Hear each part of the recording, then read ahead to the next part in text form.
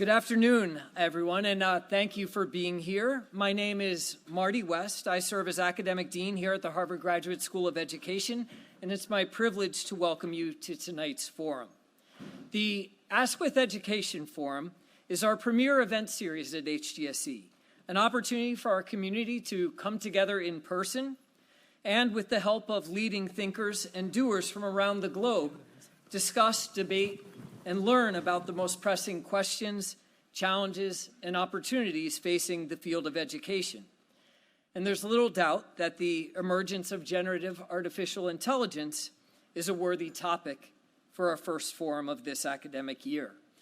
Few, if any, technological innovations have captured popular imaginations in the same way, and the pace of student and educators' adoption of AI-based tools has been nothing short of remarkable. In fact, new research published just this week by HGSE faculty member and Harvard College Dean David Deming shows that more than 10% of the conversations ChatGPT users have with the platform are best categorized as tutoring or teaching, making education one of the tool's largest use cases.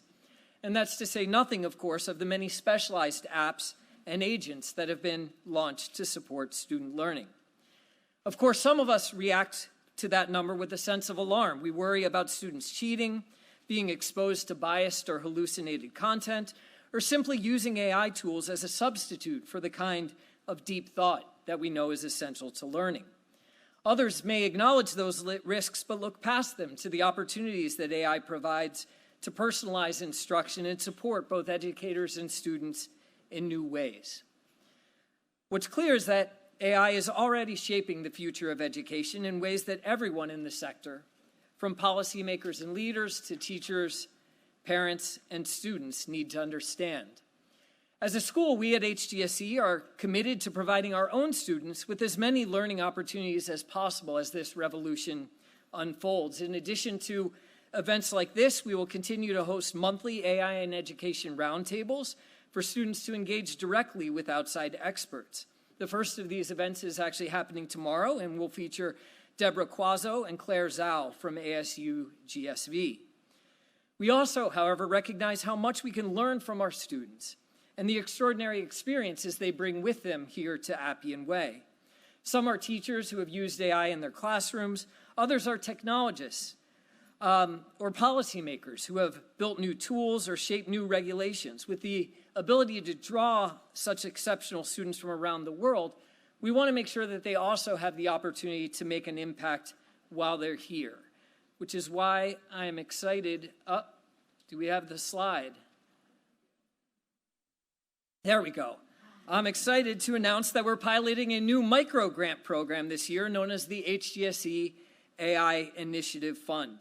If you're an HGSE student and you have ideas about how to promote communal learning around AI in education, whether it be through organizing workshops, hosting a hackathon, or another creative project, we want to support you. This is a small step. It's a micro-grant program. I don't hesitate to emphasize, but we believe it's an important next step toward building a vibrant community of practice around AI in education.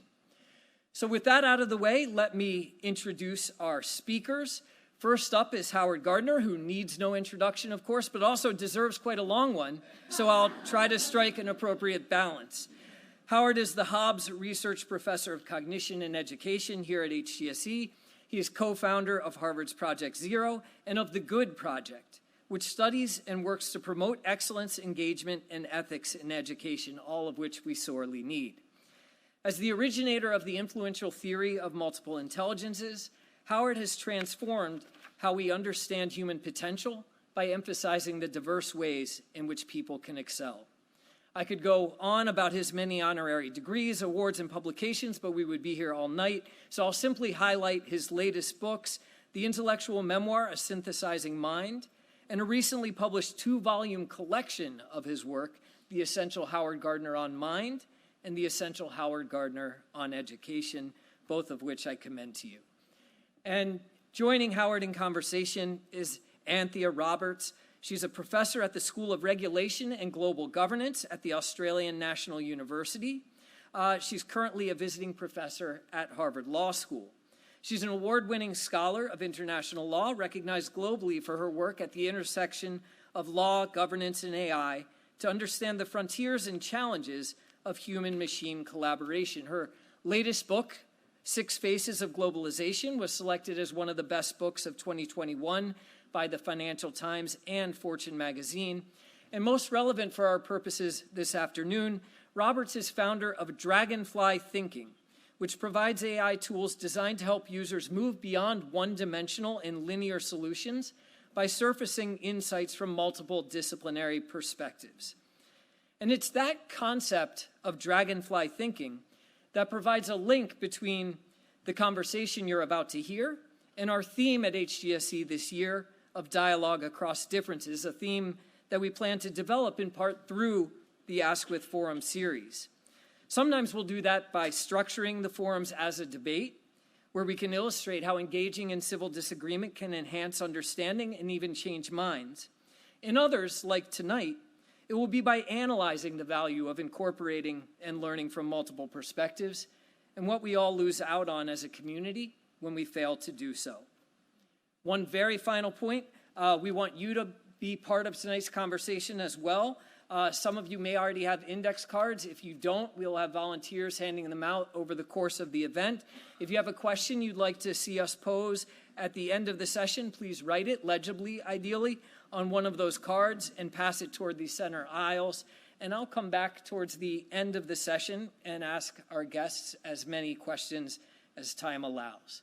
And now, with all that said, please join me in welcoming Howard Gardner and Anthea Roberts.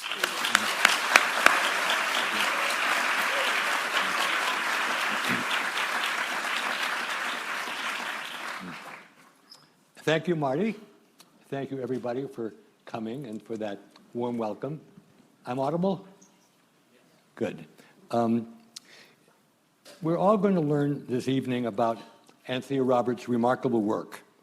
If you're at all like me, you will really get an education, a memorable one. And since we're in a school of education, I think that's appropriate. The plan has 4 parts. First, Anthea and I will talk a bit about how we met. Then she'll introduce Dragonfly Thinking, which is the way in which she describes the kind of mental processes which human beings have, but we also can have them in great abundance and in very interesting ways with all kinds of large language instruments. Then, since we're in an education school and I am an educator, I'm going to be a guinea pig. And Anthea is going to take some of my ideas, well-conceived or ill-conceived, and have various instruments dissect them. And this is unrehearsed, so I'm going to be as surprised as anybody else by what they have to say, and perhaps embarrassed, but you're all friends, so I'll tolerate that. And then, as Marty said, we'll finish around 6 o'clock or thereafter, and shortly thereafter, and we'll be happy to take your questions and comments. So that's the game plan. And let's start, Anthea, with our first encounter story. You want me to do that? Sure, yeah, sure. So I had read Howard's work on multiple intelligences and have really liked it, and then did what I usually do with authors I like, which is go and buy every book that they have written, except in Howard's case I did have to make a bit of a selection because there were quite a few. But I noticed one of his most recent ones was The Synthesizing Mind, and it caught me, it sort of struck my mind as being interesting because I'd just been writing a book about 6 Faces of Globalization, and I'd been struck at the time that Howard's approach of 8 different types of multiple intelligences, looking at a complex thing from different sides, was a little bit like some of the work I was doing on understanding the pushback against economic globalization from 6 different narratives. And so I thought, I wonder if I have what he describes as a synthesizing mind too. So I went to read his book and found it really interesting and thought what he was describing was very much the kinds of mental processes I go through, except I didn't call it a synthesizing mind. I called it Dragonfly Thinking. So the reason that I call it Dragonfly Thinking actually comes out of work done by the intelligence agencies who funded research on who are the best forecasters, and they funded work by Philip Tetlock. And what Philip Tetlock found was that traditionally, disciplinary experts that are subject matter specialists or disciplinary experts in one field tend to actually do a really bad job at understanding complex problems in order to forecast forward. And that's because they tend to overemphasize one lens of analysis, which is the lens that they have been trained in.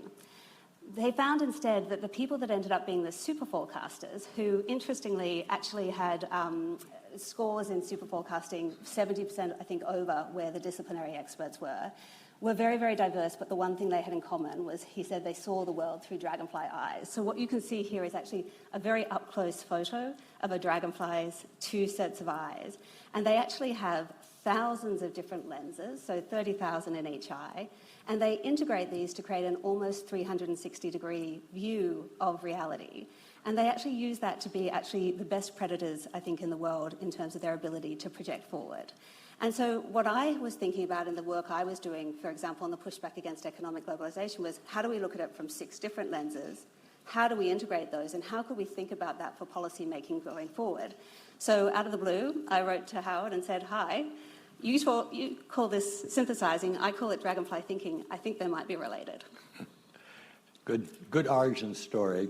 Yeah, as I think most of you know, I'm the multiple intelligences person, and most of my correspondence comes about that topic. It'll come up tonight. But I realized in doing the memoir that Anthea described that multiple intelligences wasn't a particularly good description of my own mind. I have a fairly typical academic mind. Yeah, we can leave that up there. It's okay. Yeah, put that up. A linguistic and logical mathematical mind, because that's what most academics have. But when I was trying to understand my own mind, I realized that wasn't what was distinctive about it.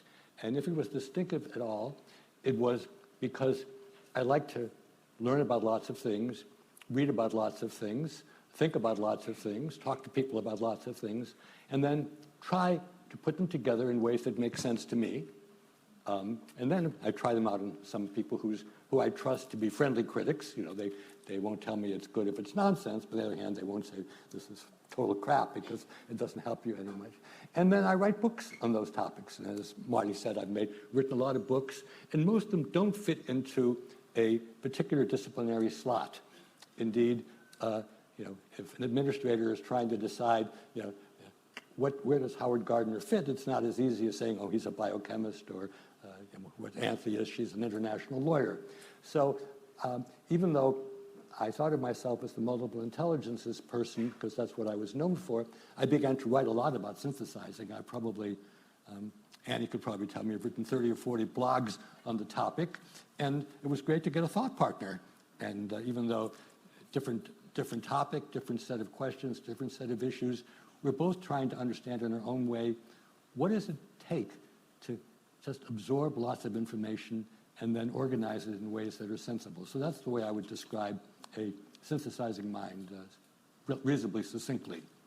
Anything else you want to say about our academic relationship? Well, I think the only thing to say is at this point, AI was nowhere in the picture. And we started sharing a lot of background information and thoughts, and were very regular thought partners and exchanging things. And then at some point, I fell down an AI-shaped rabbit hole. And I guess because we'd already been quite close on synthesizing and dragonfly thinking, I think I kind of pulled Howard with me a little bit down the AI rabbit hole. So should I tell a bit about how that ended up happening? Sure. And we'll see if my memory is like yours. So in my case, I had actually been using a lot of this work to think about some of the complex policy problems that are facing many of our governments today. And I was thinking about, for example, rising US-China tensions and how that was going to reconfigure things for policymakers in technology and in investment. And in the process of doing it, I'd come up with these structures of how to think through these problems. And I'd been teaching them around the world. I'd been teaching them to governments. And I found that people often liked them, but actually had trouble applying them. And so I was thinking kind of, how do I pass this skill to other people? And it was around that time that a younger colleague who'd followed my work for quite some time, Sam Bide, woke up in a very excited way one Saturday morning and messaged me to say, "I've created Robo-Anthea." And I was like, what? And so he had actually taken a lot of my published and unpublished work at that time and actually created a ChatGPT model that kind of simulated the way I thought. And he would start asking it questions, and other policymakers would start asking Robo-Anthea questions. And at the time, this was very early on in the generative AI days, before GPT-4. It was a bit of a shock to the system, and one reaction to that could have been to feel like utterly copyright infringed, as some people suggested to me, but my actual reaction was to think, hang on, these large language models are pretty exceptional, and they have an ability, unbelievably, to synthesize, and they have an unbelievable ability to think through complex problems if you create cognitive structures for them, and they have an unbelievable ability to think from multiple perspectives. And so I think that was around the time I basically put my academic books on the shelf and started building AI tools. And while we began by having an epistolary relationship, Anthea has visited here 3 or 4 times and spent a fair amount of time with my wife Ellen and me. And to see her with her device take a problem, and I'm going to caricature it a bit, but let's say China has just announced that it's going to have a new tariff against India and a tariff against the United States, and presumably scholars and pundits have ideas about this, but the capacity to sit there with her computer and to see what does a political science expert say, what does an economics expert say, then when you confront a political scientist expert with what the economist said and vice versa, and then you say, well, but does this make any sense from what we know about history and which area of history? This is, of course, what a historian does typically by herself in a library, but instead you just sit there and you're picking these brains, and as you'll see, they can be quite interactive. So what the brain says doesn't make sense. You say, well, it doesn't make sense. Try it another way. And this really blew my mind. And this is at an age where most of us are not really looking for new ways to get a nervous breakdown. but I realized that I really needed to understand this. And then we've been working with John Cow, who's a colleague here, on why this historical time may be as dramatic as the invention of writing a few thousand years ago, or the invention of printing and mass production of written material 500 or 600 years ago. And part of what we talk about now is if the world exists in 150, 200 years, and people look back at this time, what will be the huge changes that will have made, and what changes won't have made or maybe shouldn't be made. So that's the nature of our dialogue, and I'm very glad that Anthea's had a chance to meet with colleagues, many of whom are here tonight. So what's next on our agenda? Is this the guinea pig? Well, yes. So what we thought we would do, we can't do all of it live, but we were trying to work out how we could show people AI tools and Dragonfly Thinking. And Howard said to me very strictly I wasn't allowed to do US-China technology, anything law-related, because this was an education audience, which wasn't terribly helpful given I'm not an education scholar. And so on Sunday when we came together, I said, well, why don't we take the blog that you wrote about education and put it into my system, and then I can run a few analyses on it and pose some questions to you from different perspectives. So do you want to, actually we still need to have the... Yeah, I need the slides. We need to have the slides still for this bit, because what we're going to do is I'm going to run some AI analyses in the background from some of the different lenses, while Howard is going to tell you what he describes as his crazy idea, and then I'm going to pose some questions from the Dragonfly system to him from different perspectives. Okay, so this slide, which you can all see, is, as I said, what I'm known for, the claim that human beings have a number of different intelligences, and you can be strong in one without necessarily being strong in another. But this idea is over 40 years old, though I have to say that we're about to publish a new issue with of Frames of Mind with a new introduction. So that's just so I'm trying to keep it up to date. But 20 years later, next slide, I wrote a book called 5 Minds for the Future. In that book, I took a somewhat different approach. It was more of a policy approach than an educational approach. When I say a policy approach, I would say if I were the czar of education in some kind of a jurisdiction, what are the 5 kinds of minds which I would want to develop in human beings, especially in young human beings. And 3 of them are, I would say, sort of classically cognitive. One is the disciplined mind, and that means learning history, learning biology, learning mathematics, the classical disciplines. The synthesizing mind, we've already talked about. It's being able to put strands of things together in ways that are sensible and negotiable. And then the creating mind, which we're all very interested in, but it's rare. It's coming up with something new which actually sticks. I mean, it's easy to come up with something new. I could hop across the rows for the rest of the evening, but that wouldn't be creative because it wouldn't be picked up. But those are the 3 kinds of educational cognitive minds that people like me thought of. But when I think about policy, it isn't just how do you use your mind, it's how do you relate to other people. And I identified 2 kinds of minds there, the respectful mind and the ethical mind. The respectful mind is how do we deal with people whom we see every day, with friends, with neighbors, with people who we encounter on the subway, on the street, at the airport, at a movie, wherever. And how do you deal with those people in a way which respects their humanity? Ethical is much more complicated, and that's what my colleagues, some of whom are here tonight, and I've worked on for 30 years, and that is how do you make the best possible decisions as a citizen and as a professional when you're faced with a very complex issue? I mean, if you're voting either as a voter or as a member of a policy group, and there's a very difficult decision, how do you make the best possible choice? And if it's not so good, what do you learn from doing it better the next time? As a professional, most people here are professionals of one sort or another. All the time, things come up where there isn't an easy answer. For example, a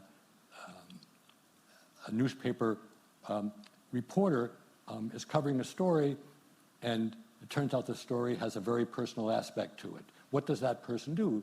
Does he or she drop out? Do they try to do a neutral? Do they try to help? That's an ethical issue. It's very bad to try to decide ethical issues yourself. That's why we have ethical guidelines. That's why we have courts. That's why we have administrative groups and so on. So those were the 5 kinds of minds that I wrote about 20 years ago.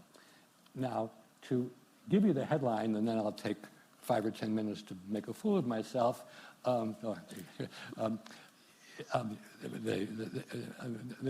is that I think that most of the cognitive aspects of mind, the disciplined mind and synthesizing mind and the creating mind will be done so well by large language instruments and machines and mechanisms that whether we do them as human beings will be optional. It won't be necessary for us to do them. On the other hand, I don't believe for a minute that aspects of respect, which is how do we deal with the people we see every day, and then aspects of how do we deal with difficult issues as citizens and as workers, professionals or otherwise, I don't think those are the things which we can and should assign or consign completely to even the most articulate and multifaceted and dragon-flown machine. So that's the background. So what's the sacrificial lamb? Now I think that's where the next slide comes up. Yes. So I wrote a blog about 2 months ago, and I posted it. And most of the blogs which I post are completely ignored, and probably properly so. But this is one where 3 of my colleagues, my wife Ellen Winner, Mindy Kornhaber, who is a longtime colleague at Project Zero, and Susan Engel, who is a professor at Williams, actually dissected what I said and kind of called me to task for saying stuff that they didn't believe. And so I wrote an answer, but I was going to turn the page. And then we got the idea, well, Howard, why don't you tell the audience here in 5 minutes what this idea was, crazy or not, and then let's see what various kinds of instruments have to say about it. So my feeling is that every child in every culture needs to have a few years of schooling where they learn what we used to call the 3 R's, reading, writing, arithmetic, and coding, to the extent that there are aspects of coding which everybody should understand. But, and this is the controversial aspect, is I don't think that everybody should then go to school for 10 more years and learn history and biology and algebra and calculus and chemistry and physics and you name it. I think that those disciplines are going to be handled so much better by large language instruments that they really need only to be learned and mastered by individuals who really want to and who want to be able to engage in sophisticated intercourse with those instruments. What do I think instead? So this is my formula. I use the word interactive museums. I've been a tremendous fan of children's museums ever since I went to the first one, 50, 60 years ago. I just went to the American Museum of Natural History I used to go to as a kid, and my mind was blown by what you can do there now in New York City. It's just unbelievable.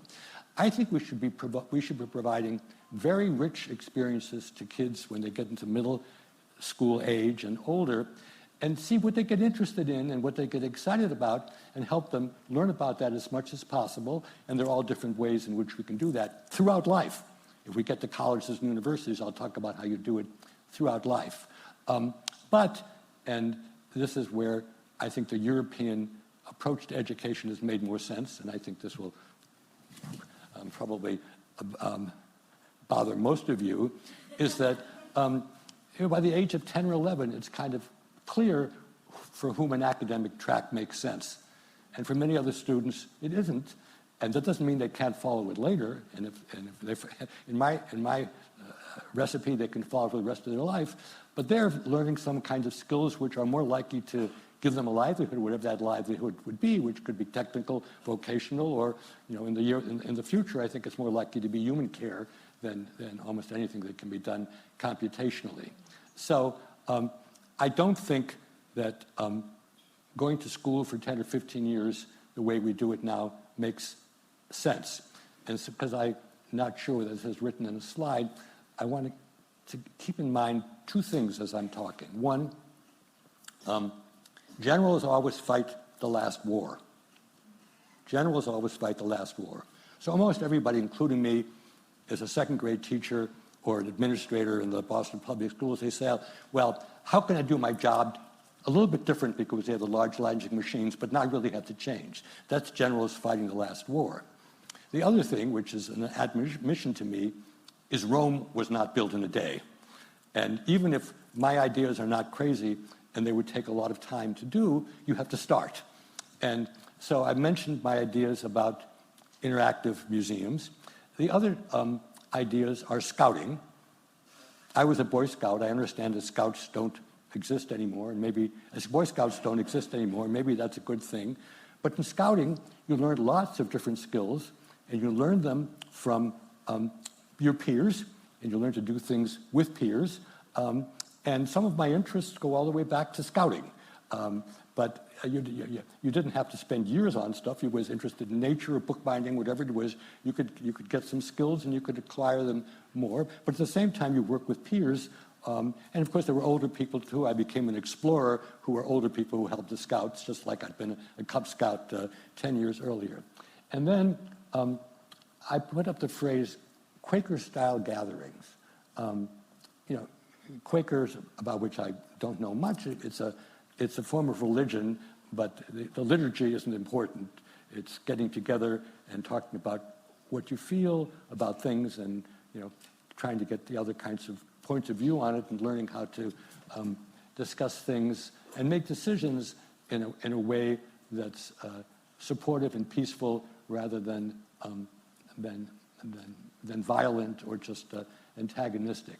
So those are three images I have in mind: interactive museums, scouting, and Quaker-type gatherings. Then, and this is where Project Zero, which was mentioned before, would be really helpful, meaning over the next 20 years or so. A meta perspective on subjects What is a meta-perspective? I think it's a waste of time to learn the history of different countries unless you're interested, but a meta-perspective means understanding what it is that historians do, how they work with documents, how they argue about things, how they discuss things, how they change their mind, how they contextualize things. And when I say it's a Project Zero research kind of thing, what I mean is we simply don't know how much meta-knowledge you need rather than starting from Plato to NATO, which was the way I learned Western history at Harvard 60 years ago. We don't know how much meta-knowledge is needed, but it's certainly well worth investigating. And as for colleges and universities, before I get pulled off the stage, I'm going to say if we have time afterwards, somebody can ask me. But I don't think college and universities are going to last the way that we take them for granted, especially in Cambridge or John and New Haven. I think it's going to be very, very different in the future. So, sacrificial lamb, take it away. So this isn't to sacrifice, but it's just to show. So if we can just change over to the other computer on the slides. Right. So what I'm going to basically show you here is what we do with Dragonfly Thinking. And basically the background to this is I spent a lot of time working out kind of how would you break down a complex problem, and we teach this to students all the time. So first you want to kind of frame your problem, then you might want to explore different perspectives, and they could be different stakeholders or they could be different experts. You then might want to analyze like what are the risks and opportunities, and you might want to think, how do you bring those together? What are the tensions? What might some of the feedback loops be? What might some of the interventions be? And so what I've basically done is plotted out in broad terms how I would dissect a complex problem. And under each one of these headings, and if you can see, for example, the multiple perspectives, I've created about 9 different agentic workflows that take that particular concept and apply it so that the AI basically gets a cognitive filtering over the top that directs it about how to do this thinking. Now, that means that in the system that I have at the moment, I have about 60 different lenses. So it's not the 60,000 that the Dragonflies have, but it's really a bit beyond where most people can just cope with the 60 lenses. If you look at this, you'll see so many lenses that you wouldn't know where to start. And so where we actually start with this is with a navigator and an orchestrator that basically takes your problem and helps you frame it for analysis by asking you questions and trying to clarify what's your topic, what's your goal, and then it basically looks through all of the different ways of analysing it and, given your goal, suggests what sort of analyses it could have. And so all we did was I put in at the beginning, I'd like to critically analyse Howard Gardner's thinking on these issues, and we've provided it with his blog. And through a conversational back and forth, which we won't show you all of the details of, it basically helped me frame for analysis that I wanted to look at Howard Gardner's proposal for rethinking education to basically de-emphasise disciplinary and synthesising and creation, but actually increase respect and ethics. And that I wanted to do that we chose the perspective of a national education policy maker. And what the system then did was that it suggested a number of different lenses we might want to adopt, thinking from actors and stakeholders' perspectives, or thinking about risks and rewards, or thinking about different expert perspectives. And I'm just going to show you a couple of those. So I'm going to start with actually one of the expert perspectives. And basically what happens here is it just takes the topic and then it runs a first draft report. These reports can be like, 12, 20 pages. They're very detailed, so I can't give you all of that detail. But the expert perspective one basically picks out a number of different experts who have talked about an issue. And Howard, you said in particular, you and Ellen said you wanted to hear from Linda Darling-Hammond and Rebecca Winthrop, and you gave me a particular radio show that they had been on. And so this particular one kind of analysed all of that and then actually posed questions from Rebecca, or what we think of as from her particular perspective. And what she wanted to ask you was, how can students truly develop the tools of interrogation you rightly call for if the foundational knowledge of those very disciplines, history, science, mathematics, becomes merely elective? And I have to say, in asking this question, I'm also channeling Ellen, Howard's wife, because this is very much her critique to him over the dinner table when we were doing this. And I think she would like to hear your answer, Howard. I have to sing for my suppers. Over to you. Oh.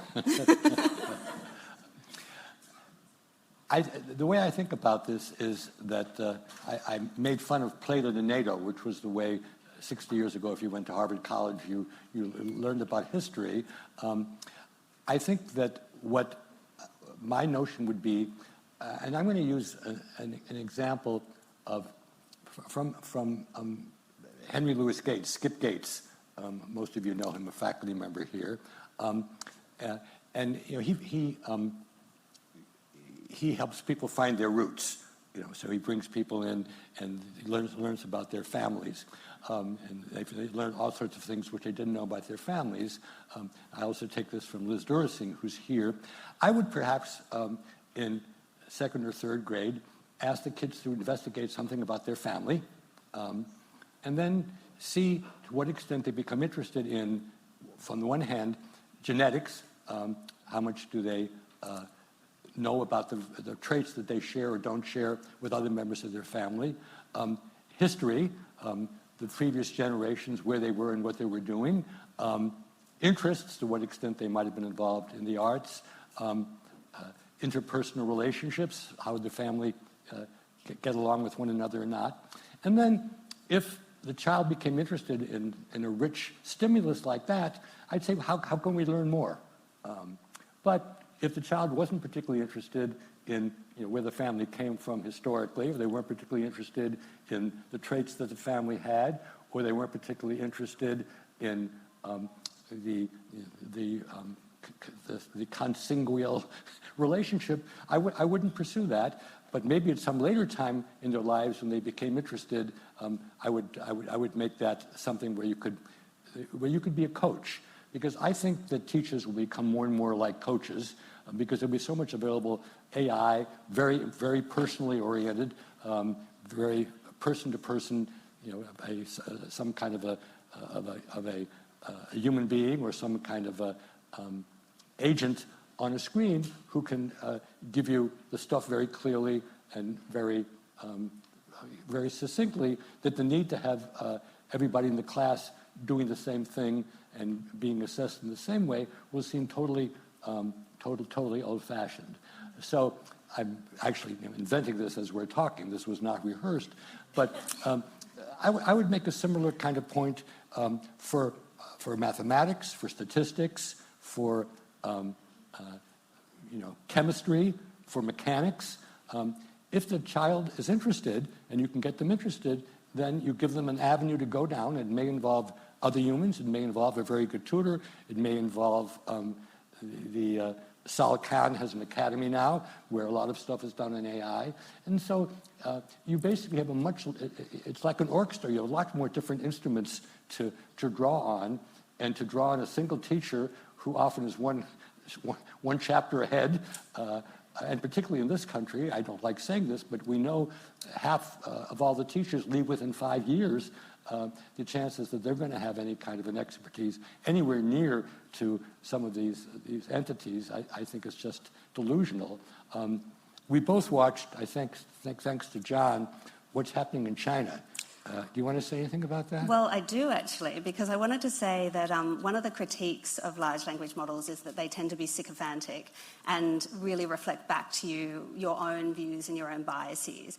But to that, I always say it really depends on how you prompt the models. And one of the things that I do is prompt them not just to take different perspectives, but to take a critical friend's perspective, a devil's advocate perspective. And so whenever I have a proposal, or when I deal with policymakers who use these AI tools, one of the things they like to do is have the critical friend. And so I wanted to say, just picking up on what you said, that you and Ellen were very focused on how do different education theorists think about this. But of course, I'm not an education theorist. So I put it into the devil's advocate, and I was delighted to see that even though you told me I wasn't allowed to talk about global competition, that in fact, the first fatal flaw it describes of your approach is the competitiveness suicide pact, which, making foundational knowledge in science, history and maths elective, is a unilateral disarmament in the global economy still defined by technical and analytical prowess. This directly links to global competitiveness decline and economic dependency on STEM, which is a risk to our nation. That's why I said 2050. But when I said Rome wasn't built in a day, I mean, if tomorrow we closed down middle school and high school, that would be nuts. But what I'm trying to do, and when I said Rome isn't built a day, what I'm trying to do is, how do we think through an end state? And 25 years is a good time. Most of you will still be there. I'll be in heaven or hell observing what happens. To a time when people can still take the initiative in learning about things they want and the way they want to learn it, but to think that we should have a mandated curriculum. I mean, should we change some of the questions in the MCAS, which is our test in here, or should we say this is completely anachronistic? But I think what you and I could talk about is, if you could have an MCAS, but you would have access to all kinds of information in large language instruments, how would you do? And then how would we judge how you would do? That, to me, would make more sense. And that has to do with the meta-knowledge. Namely, you need to have enough knowledge about how the thing works and what it tries to do, so you don't just say, oh my God, what's going on? But I really think that there's a line you've all heard: education is what you have after you forget everything. And most of us who are of a certain age won't remember most of the stuff that we've learned in school. I want us to preserve the meta-knowledge of what it means to make inquiries in different disciplines, and then to be able to use large language instruments to fill the stuff in. So interestingly, in addition to the competitiveness suicide pact, which is the sort of thing you often hear from people who are thinking at a geopolitical level, the second critique is actually one that you often hear from a very different community, which is concerned about inequality within the US. And that one comes from saying that what you're proposing, Howard, is actually an elitist engine, that it's going to create a two-tiered system where affluent parents will ensure that their children master the elective cognitive skills through private means, while the public system produces a generation skilled in ethics but lacking the foundational knowledge to innovate or compete, worsening generational inequality. Now, one thing I'll note about these two arguments that I know from my work on 6 Faces of Globalization is usually the people that are making each of these arguments are in very different camps and not talking to each other. But here, the large language model is able to synthesize across them and put Howard on the spot. I think that the resource question is certainly a very real one, and especially if things like Khan Academy or alpha schools, as they're called, are not equally available, then of course you're simply going to preserve or fan the differences that already exist. One of the things we kind of decided beforehand, we weren't going to really get into ecological issues or political issues, but I will simply say in a sentence, and I say this with my good friend Cicely Bach here, it depends on how an educational system is run in the country. And if a country is not one where wealth is a huge difference, because her parents were involved in socializing Scandinavia and Sweden in particular, then that issue is not nearly as acute. When I was referring to China, though, it was the video that we saw of everybody's brains being monitored. Do you want to say a bit about that? John showed us that one. So obviously, some of the different types of cognitive monitoring you have could be used in a very invasive privacy way and in a way that's very difficult for students. And so part of the issue is, how do we strike a balance? And different countries are going to strike that balance in different ways. But I guess that also leads, and I'll ask you one more question before we go to back to the slides, which is, you raised Alpha School. And indeed, one of the other things that we ran as an analysis was to identify key stakeholders who are not the disciplinary experts, but they're people who are affected by these decisions. And so in this one, where we were analysing key stakeholders, it would then profile the different approaches of the key stakeholders. So it had national education policymakers, AI platform developers, admissions deans at elite universities, the principal of Alpha School who argues for this. So I thought that was an interesting connection. But it also had the perspective of parents in high-achieving school districts and also high-achieving students on a STEM track. And so I can't give you all the analysis. You can see there's a lot here. But I thought I would just ask you one question, and this one is from parents in high-achieving school districts, mythical parents. Professor Gardner, my child has spent years sacrificing to master calculus and physics, believing that this was the path to success. Why should I support a reform that devalues my child's hard-earned achievements and throws them into a new, undefined competition for which they are unprepared, while students who did not put in the same cognitive work are suddenly on an equal footing? Well, the answer I would give there is that in the societal tapestry of the future, having highly technical skills is going to be less and less important, because these things will be done so much quicker and faster and better by hundreds of different language instruments anywhere that it's kind of ridiculous to take your child and push them there unless they want to be. On the other hand, to be able to deal with other human beings, we have 8 billion people on the planet. One of the strands of work we're doing now at Project Zero has to do with sense of I, sense of we, and sense of they. If the planet gets destroyed, it's not going to be because there are some people who are wealthier than others. It's because we have so much strife here, and my models of scouting and of religious or quasi-religious getting-togethers to talk about what it means to be a human being on this planet, those are the things that you really want to have for your child if you want the... we don't want to have the most pennies when the world's destroyed. So that's the kind of answer that I would have to come up. Let me say one word of context, because it'll mean something to most people here. We came up with this idea because many people here listen to the show On Point on WBUR. It's a very, very good talk show. And one day, when we were just they had these two education experts, Linda Darling-Hammond and Rebecca Winthrop, on, and so we got the idea, what would they say about this? But most of us don't know enough about what each of them would say, though they presumably would. But that is the kind of thing that you do with a large instrument. If somebody, let's let me offer this. We pick another faculty member here. We pick Fernando. Hi, Fernando. If Fernando comes up and says something that raises our eyebrow, we then say, well, there are 3 international experts with economics backgrounds. What would they say about what Fernando had to say? And I think Fernando would welcome that, and you would be improved by that. That's where the whole meta discussion becomes so important. You need to be able to make sense of the criticism and of the alternate routes. And we just don't know how much meta-knowledge you need to be able to bracket the 10 years of learning stuff which you forget. So I think this then takes us back to the slides, because I think this is one where my experiences really start to, I think, give a bit of a sense of where this might be going.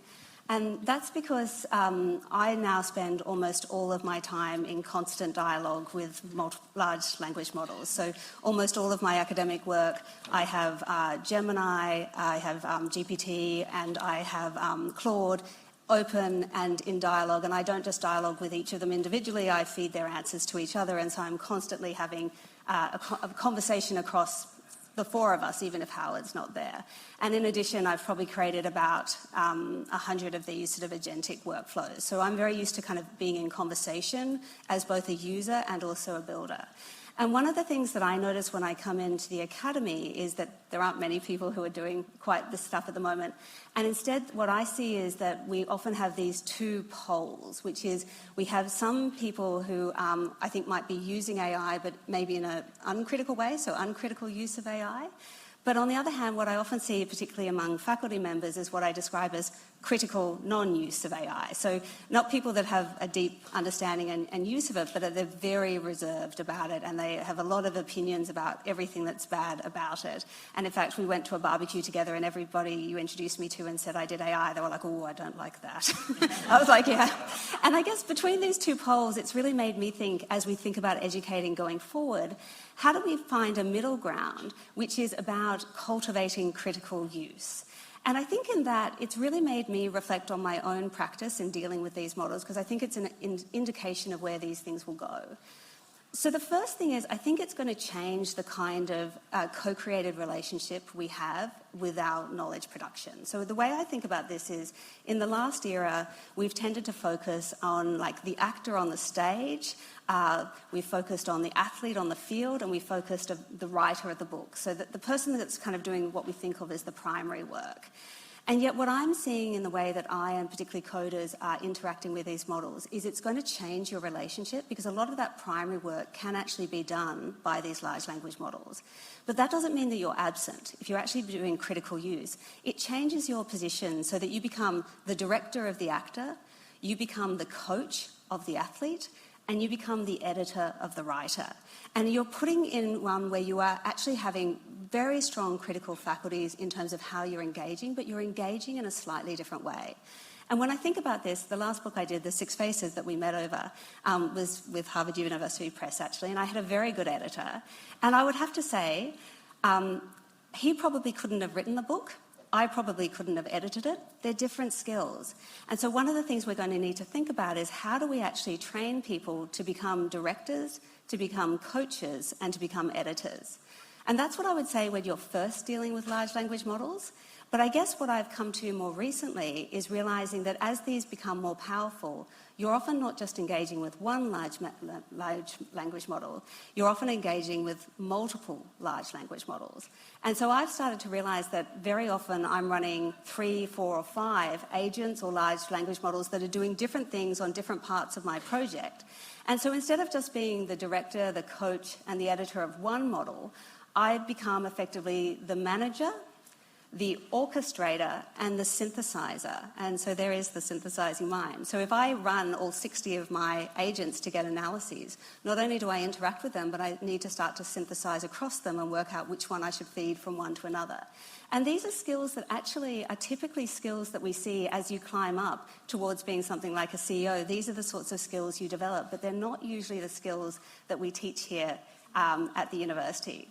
So that does make us kind of wonder a bit, what might this do to teaching at the university? And I had one idea here, and then I'll be interested to see what Howard says on this one, which is I can see some of my colleagues here, teach at Harvard Law School. So when I did my law school, I actually did it back in Australia originally, and in Australia, the standard approach was that the professor would stand in front of the class and lecture, and I as a student would passively receive and write it down. And then I came to teach at Harvard Law School and realised, no, that is not the way it is done here. And then in fact, it was the 1870s, right? There was Langdell created this idea of the Socratic method. So instead of students kind of passively receiving, instead we would have this case-based method where the teacher would start to ask the questions and the students would have to give the answers. And when I was here a few months ago doing some teaching here actually on David's course, it really occurred to me that what I was seeing with the large language models was that we may have had the first revolution of the Socratic method here when the students started to have to answer the questions. But what we might need to do is actually have a second inversion of the Socratic method, because now instead of answering questions, our students need to learn to ask better questions.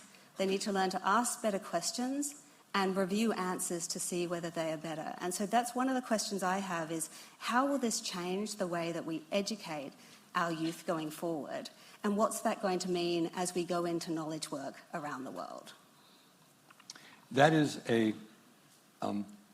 meta-analysis. It is a meta-analysis, yes.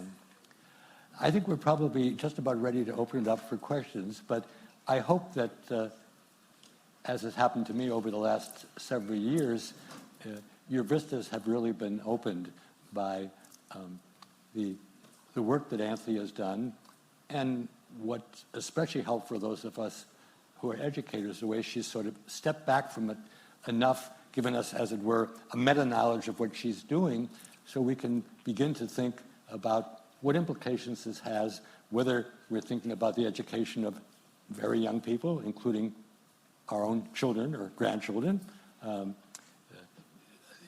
individuals who are in regular schools, people who are in special schools, special education. We might want to say a word in the question period about how certain things which we used to think of were cognitive deficits may actually be a help when we're dealing with these kinds of large language instruments.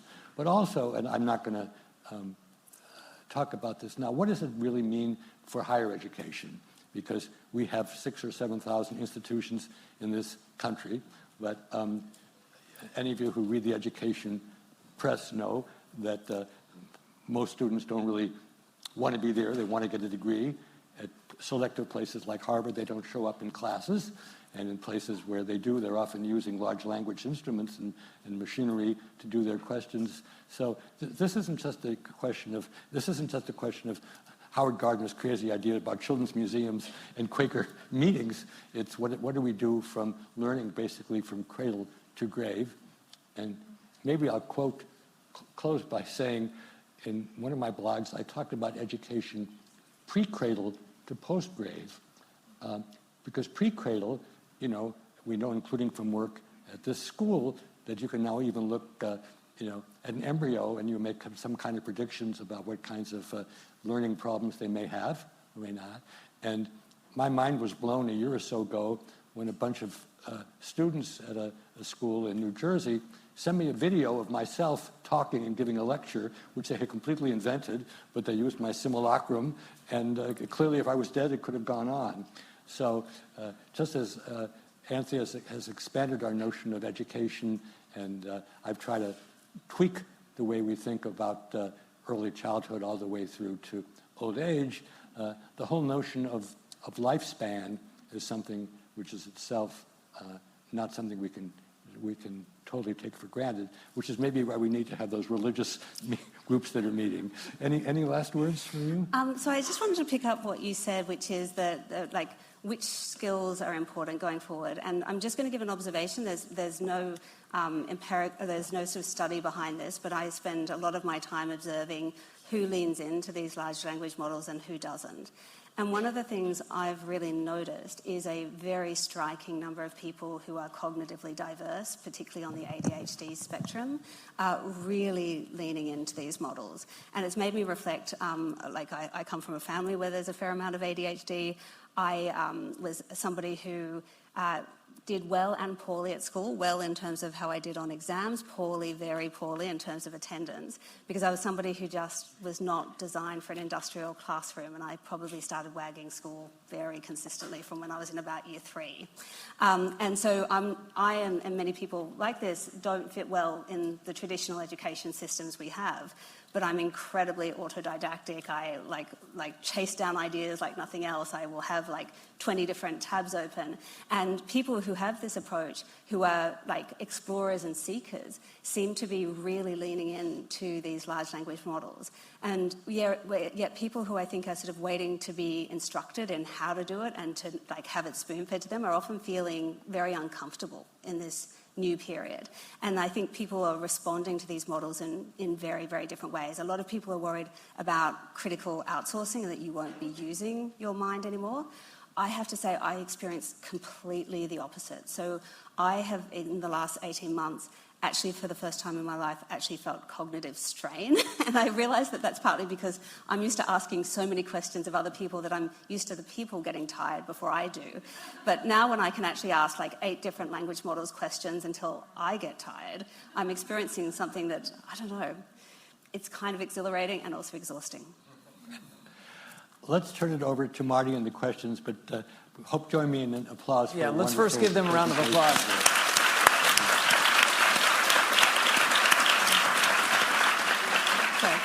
But your work's not done yet.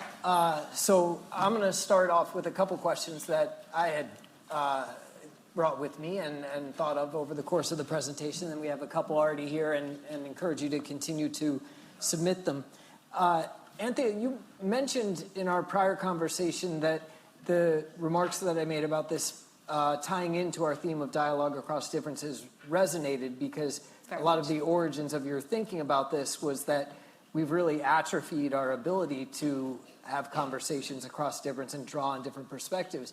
But then I see you presenting something that in some ways might be perceived as a substitute for dialogue across differences rather than preparation for it.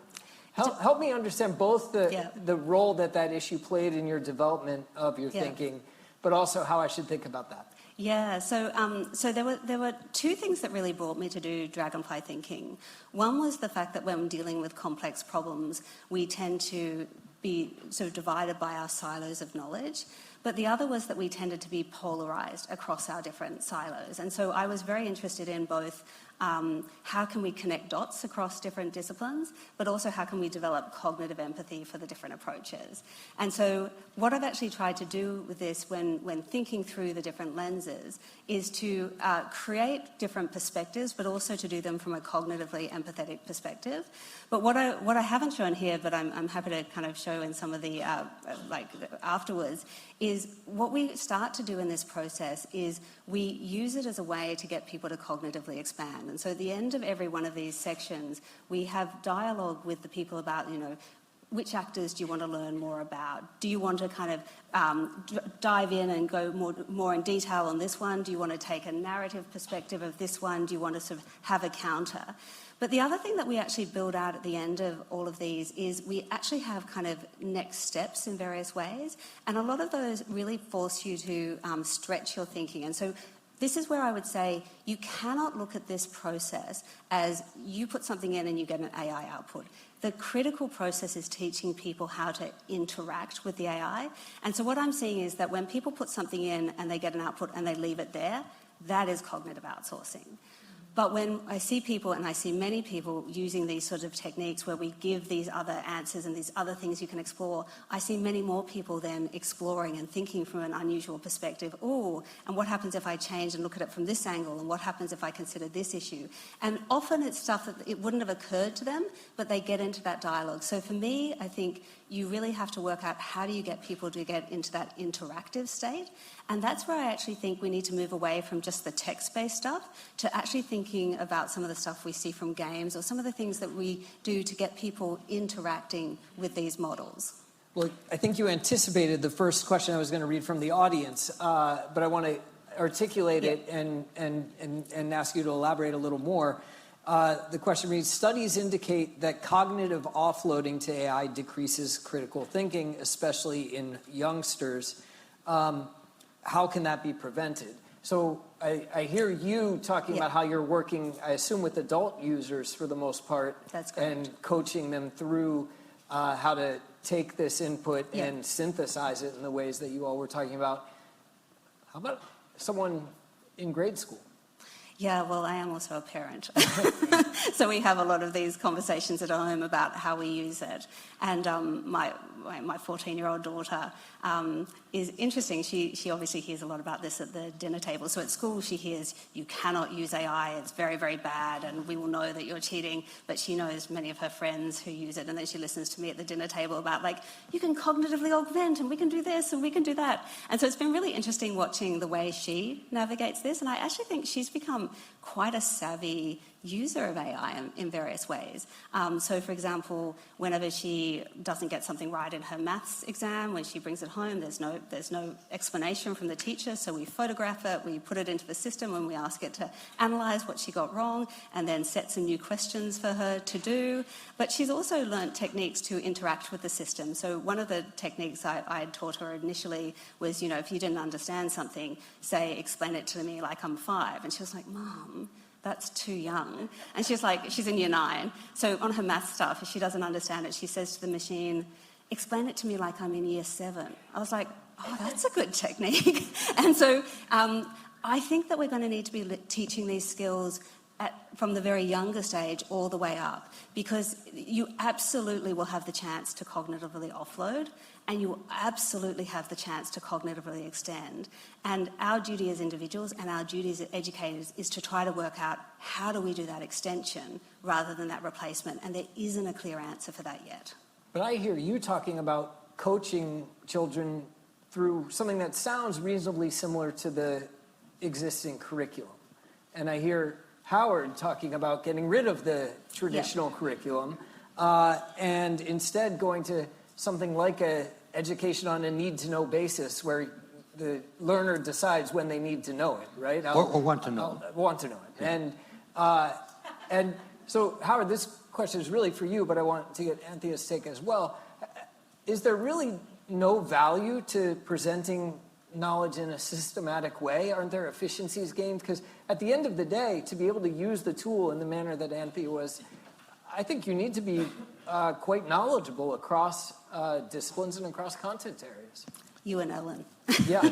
Yeah. Yeah, I'm taking Ellen's side in the great debate. Well, I don't think we know enough to know the question that Anthea is raising, namely, what are the scaffolding that helps people become good questioners and good users, and what sorts of things turns people off or leaves them cold.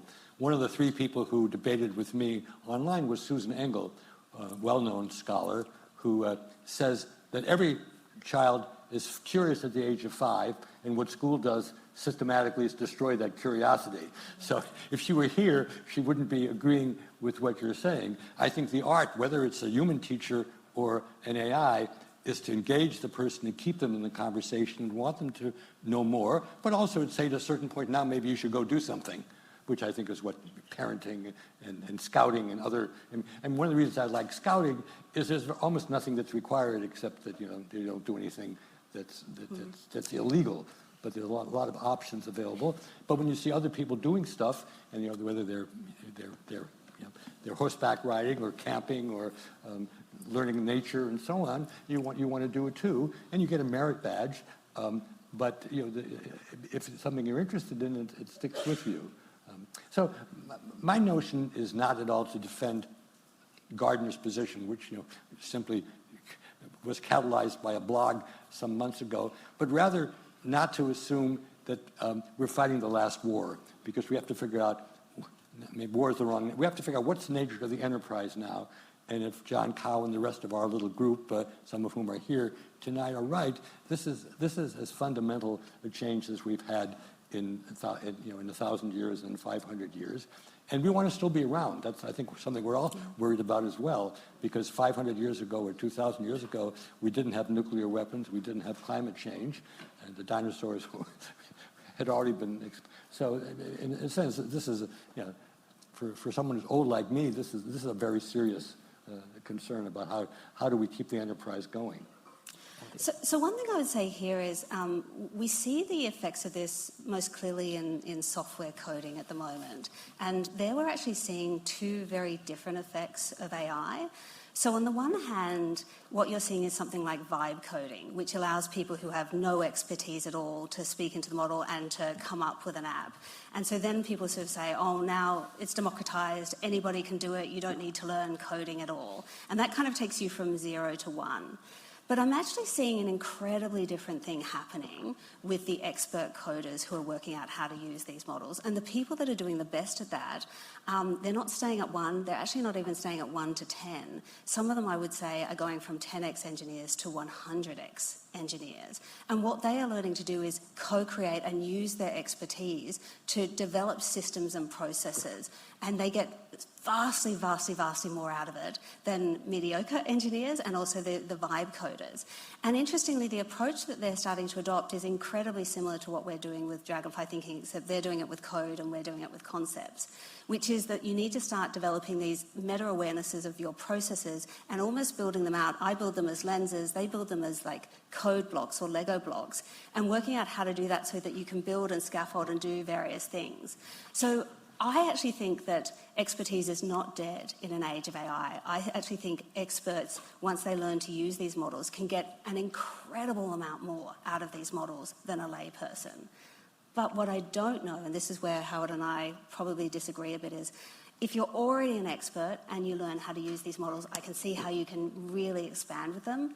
I'm not sure how you get to be an expert with these models. And for me, that's still an open question. And I wonder, I actually think if I had had these models when I was a student, I would have been a much better student because of the type of thinker I am. I think they would have suited my kind of mind. But I think for a lot of students, they would lead to cognitive outsourcing. And so how do you build that expertise if you're not going through the grind? And I think that's going to be a really important question as we start to see people move into the workforce, many of them being more AI native, but many of them not taking the traditional route towards expertise. And I think the jury is out on what will happen with this, but I think it's a real question that we have to pose and think about. So here's another question from the audience that I'd love to get your take on, Anthea, but also yours, Howard, given what I mentioned earlier about the Good Work Project and its goals. What would you recommend that ethically and morally minded AI and machine learning experts do to contribute to making the world a better place? So one of the things that I think is a real critique of the large language models at the moment is that the underlying training data has a bias towards Western, English-speaking, US. And that means that many of the answers that we get out of it reinforce those biases. But again, I would say there's a lot that we can do in terms of how we construct these models, but also in terms of how we interact with these models. So I think one of the things that will be really interesting is to start to use many different models that have different languages and different cultural foundations underneath them. And I think that we really need to have that for the diversity of experiences. But I think we also need to start to use different techniques to try to get those differences out of the model. And so one of the examples that came in some of the coaching that we were doing is if you ask a generic question, you get a generic answer out of these models. So if you ask a question about parenting, it's going to give you a very standard US default parenting answer. And so some people will say, oh, models are biased, they're terrible. And then I will say to them, well, how did you prompt it? Did you say, well, look, I happen to be Japanese and my wife is French and we want to send our child to school in the UK? And at that point, the model will actually start to do something really different. It'll be like, oh, well, in Japan, these are often what's going on. But in France, this is what's happening. And you might have conflicts about this. But if you're thinking about the UK, there's actually a huge amount of stuff embedded in these models. But we need to be teaching people how to access it. And it's not just the questions you ask. It's actually also the language you ask in. So if you ask the same model in different languages, you will often get different answers because they tap into different cultural elements. So I'm really interested in a combination of how model makers can make the underlying training data more inclusive and more diverse, but also how we can teach the skills to get the different cultural representations that actually are embedded in these models through things like prompting in different languages or prompting with more specific prompts. And so we're actually doing a study now where we're taking 25 different models and 40 different languages and running the same questions across all of them to see what sort of cultural variation there is in them. I think that's going to be a really important part of doing this ethically going forward. I think that's a brilliant approach. The only thing I would say is, when I talk about respect and ethics, I think the buck stops with human beings. And when it comes to the synthesizing mind, I'm very happy to have a large language machine do it better than any of us can do it. In creativity, by definition, it's stuff that's unexpected and it could come from anywhere. But I think we know that every art form is just being completely overthrown and overwhelmed by things which these instruments can do. That doesn't mean that someday somebody won't come up, a human being won't come up with something novel, but certainly, if your child said they want to become a playwright, you say you better really hope you want to become one rather than you think you're going to be in Broadway, because it's just much harder. And you mentioned editor too. Almost all these skills are going to be really preserved only for people who are very, very unusual. Yeah, I would say the other thing to be ethical that I think is very important, so there are obviously environmental issues to think through, but there's also the creator economy, and I think that we really need to strike a new deal with creators. And a lot of people are doing that at the moment by a challenge of copyright, and the question then becomes, are you simply copying existing work when you're training large language models, or have you transformed it? I actually think in many ways you have transformed it, but I think that doesn't mean that they shouldn't pay, that we need a new economic compact. And actually the model makers themselves need a new economic compact for this, because they need people to still create. So I think part of the ethical use going forward will be to have a new compact where creators get some sort of recompense for the fact that their work is then trained on, and that we need a new economic deal to do that. So let me pick up on something you just mentioned in passing, because a dominant theme in the questions we've got is actually about the environmental impacts, and would love to hear you reflect on that. Here's one. When thinking about ethics and respect as the types of thinking to prioritize, how do we balance ethics in our use of AI and think about the environmental impacts that it has? process? Yeah, this is a question that we have come up a lot, and I think it's an incredibly important question. Very early on, there were statistics thrown around that every search on a large language model used 8 times as much energy as a Google search.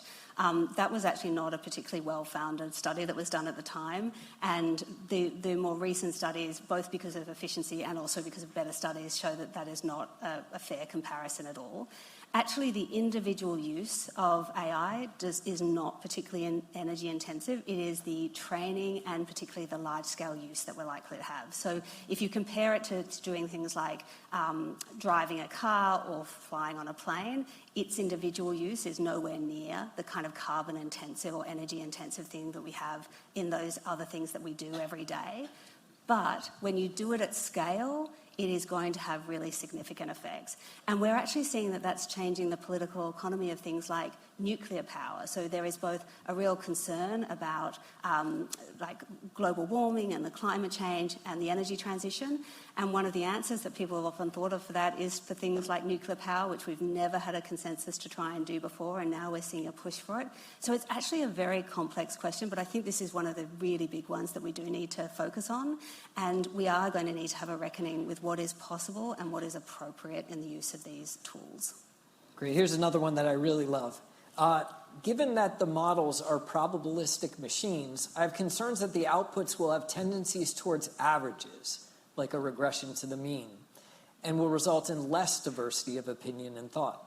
Do you have concerns that electivizing material sorry, let me see if I can get this. Do you have concerns that electivizing material subjects could exacerbate this issue by hindering the capacity for critical analysis? I'm really interested, though, in the first part of that question. Yeah. So there are 2 things to think about in that regard. So the first is that within a statistical distribution, it does push towards the average, and that's why the questions you ask are really important. So if we think about that example I gave before about parenting, if you ask the generic question, it pushes to the average, and the average happens to be very American and very Western. But what you can do is like bound it so that you ask, for example, about the Japanese or about the French. Again, it will give you the average within that, but in a bounded way, and the average with another one. So one of the reasons when you start to push this model to take different perspectives or different disciplinary perspectives or different national perspectives is you're trying to work out within that sort of distribution, you may be getting the average, but you're getting the average of many different things. And so there's a lot that we can do within that. But I think that there's another interesting dynamic that's happening as well, which is in the world of social media, we've really seen a hollowing out of the middle and a barbell situation where people polarize and go to the other ends of the extreme. And yet, by training on all of that social media that's barbell, we now have large language models that push you towards the center and that you have a bell curve distribution instead of a barbell distribution. Going forward, we're going to have social media, which polarizes, and large language models, which push towards the center. And the really interesting question will be how those 2 things interact with each other and what the nature of our sort of the dialogue economy will be when you've got these sort of centripetal forces and then these centrifugal forces. And I don't have an answer to that, but I'm watching it with great interest. Do you have people who are colleagues from different parts of the world, let's say China, Russia, with whom you can engage with these questions?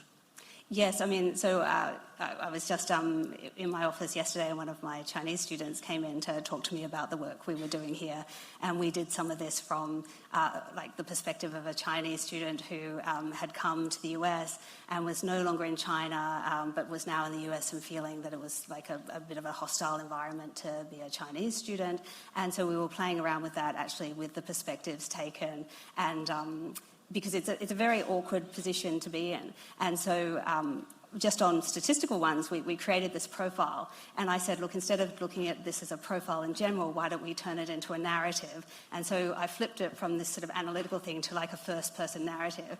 And the student was just like, that's my life, you know. And it's By narrative, can you give a sentence? By narrative. So what I do with the stakeholders one is I usually sort of identify the different stakeholders and their worldviews and how they're likely to look at things.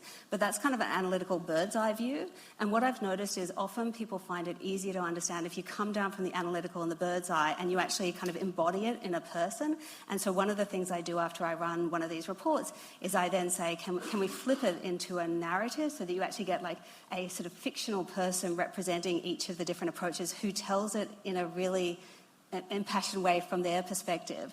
And then once we have that, I can actually put them into a debate with each other, and we can like suggest topics for debate and see how they react to each other, including with emotion. And I do this partly because it often makes it easier for people to kind of see through the eyes of others if you can actually kind of construct these debates and have these dialogues and talk to people. So that's what I mean by narrative. See, that's the best example that I've heard about what I call meta. Yeah. Knowing that just because you get something, when you put it a certain way, if you can put it in a very different way and call in a very different kind of expertise, you can have at your fingertips stuff which would have been just inconceivable. But you need to know that meta move, and then, of course, you have to be able to evaluate it. It isn't that you simply get it, but if you realize, well, I don't know how to make sense of how Japan thought about that, then you can say, well, this is what I don't understand. Right. And so we also do work on this actually with some governments in non-English speaking, non-Western backgrounds. And so it's fascinating to work with them on this. You see some models are more biased, some are much better with language, some represent different cultures differently. So I think all of this is actually a critical part of what we need to do in the next generation. And I think a lot of it people aren't even realizing. So one of the first ones we did with this was that we just took GPT, which is definitely Western based, and we asked, assume you're a policymaker, are you in favour of universal basic income? And we asked the same model 100 times in Arabic, in French, in Mandarin, and we went across all these different languages. And we saw this incredible difference asking 100 times in the different languages as to what the answer was. It was something like 64% of the time people were in favour when it was asked in Arabic, down to 18% in Hindi. And that was one of my early signs that even when dealing with the same model, you are not necessarily having the same experience that somebody else is. And so what we've started doing now is not just prompting from different languages, but also prompting from different personas, where we will construct personas and we'll say, I'm this person, I'm asking the question, and then construct another persona, I'm this person, and ask the same question. These are all the things that we need to do to even understand whether we're inhabiting the same world or not. And we can't usually do that work in the way that we've had traditional media. And so the ability to suddenly explore different perspectives, different languages, different profiles, it is extraordinary. But Howard's right. You need to have the meta move to know to do this. And that's part of what we're going to need to be teaching in the next generation. And frankly, I think it's partly what we're going to need to be learning from our students, because here, often the teachers are not the best teachers. And if we could listen to our students more, and keep in mind, the reason I got here was because of a younger colleague who made Robo-Anthea. If I had not seen that experience, I wouldn't have jumped into this. Often the youth are much better at knowing not just how to use it uncritically, but how to use it critically. Let me ask one more from the audience, and then selfishly I'll ask one last one of my own. Can Dragonfly programs be used for mental health practices to incorporate various modalities of therapy to create a more integrative treatment plan? It's been fascinating watching what people use this for. So I had originally created these frameworks to analyse any complex problem, but I predominantly used them about like intelligence analysis and policy making. And I remember I would go into some of the intelligence agencies and say, you can apply this framework to the US-China situation, but you can also apply it to your marriage or to dating. And people would be like, you're weird. But what we've actually seen when we've taken this out is people apply it to everything. And so the very first time we took it out was to actually our national science accelerator program. We just left it out for anyone to ask any question. And the first question that somebody asked was, should I stay in a secretly unhappy marriage? I was like, okay, and it did the risk, reward and resilience, and it did the perspective taking from the two partners and from the children and all of that sort of stuff. We've seen people apply it to whether they should get a prenuptial agreement. I've seen people apply it to whether or not we should have diagnosis of ASD or ADHD. I've been stunned to see how people have taken this framework that I originally thought people were having trouble applying, and now see people applying it to so many different things, including in this space. But one of the things I would say is that many of these techniques of trying to look through the eyes of others and to negotiate, I pick up some of these techniques not just from how countries negotiate with each other, but also from marriage counselling. And so I've definitely had friends use this to kind of think through, what is my ex-husband thinking? And how can we come to an agreement on these things, which makes me think, absolutely, this is something that you're going to see, because a lot of it is about experientially playing out how are different actors viewing things, how might we come to an overlap in our areas. So I think we're absolutely going to see these approaches used for people's therapeutic approaches, for their relationships, but you need to be able to do it with a critical eye in how you're doing it. You don't just want to reinforce all your biases back to you, which is why you need a critical friend. Yeah. Let me just put a sentence here. This is why I do make a distinction between the discipline synthesizing and creating mind on the one hand and the respectful and ethical on the other. Certainly, all information that you can get on any of these issues you should get, but at the end the buck stops in a way that doesn't stop for these other things. One last question. I said it was selfish, both because I'll ask it, but also because I want to get your advice for HGSE. We've been talking about how we've been trying to respond as an institution to the AI revolution. We had to clarify acceptable use. We had to help students understand how it can be a help and a hindrance to their learning. Had to support faculty in assessments. At the end of the list that I've made is always rethink the goals of our programs given the changes in the knowledge and skills that education professionals we're trying to prepare are going to experience. Yeah. I never get to that last one because it's really hard. So can you either answer it for me or tell me how you would think about that as an education administrator, if you were in our shoes? Yeah, so from what I observe, you cannot sort of understand these systems, what they can do, what their problems are, by reading The Atlantic, The New York Times, The Observer. You can only really understand it by first-hand experiences and actually, I think, through play. And one of the things that we really notice when we train people on this is many older people feel really inhibited and they want to, if they're applying it to work, they want a clear return on investment immediately. And it is not the way to do it. One of the reasons I think students often do better is they're not trying to do a particular job. They're often trying to explore and see, can it do this? And it's more play-based. And so what we've actually started doing when we train adults is to take it out of the work environment and get them to think up a really ridiculous situation and do it in a playful way. So, the risk, reward and resilience analysis, the last time I did this, the particular play-based one that the adults chose to do was the risk, reward and resilience of having an alien border collie. And we went through and did a really kind of in-depth analysis of this. And so it's really made me think, how can we bring it into a curriculum and create a safe space for both the teachers and also the students to, in a play-based way, experience it, learn from their peers, and work out how to stretch it. So I think that would be one thing I would do. The other thing I'm really interested in at the moment is creating what I think of as liquid textbooks. So all of the different concepts that I'm teaching in my class here at the moment at Harvard Law School, I've actually now created lenses for tutoring lenses into Dragonfly Thinking, and we'll give the students access to that so that when they have questions, they can also interact and test their ideas with that. Because I think what we're going to do is stop going from the really solid books that just are there and you can read them but they're just static, to these interactive modalities. So I would say play-based approaches, I would say liquid textbooks, and I would also say kind of trying to learn from the best of where these can be used to see how we can stretch people to do things that they weren't able to do before. Thank you so much. Folks, please join me in thanking them.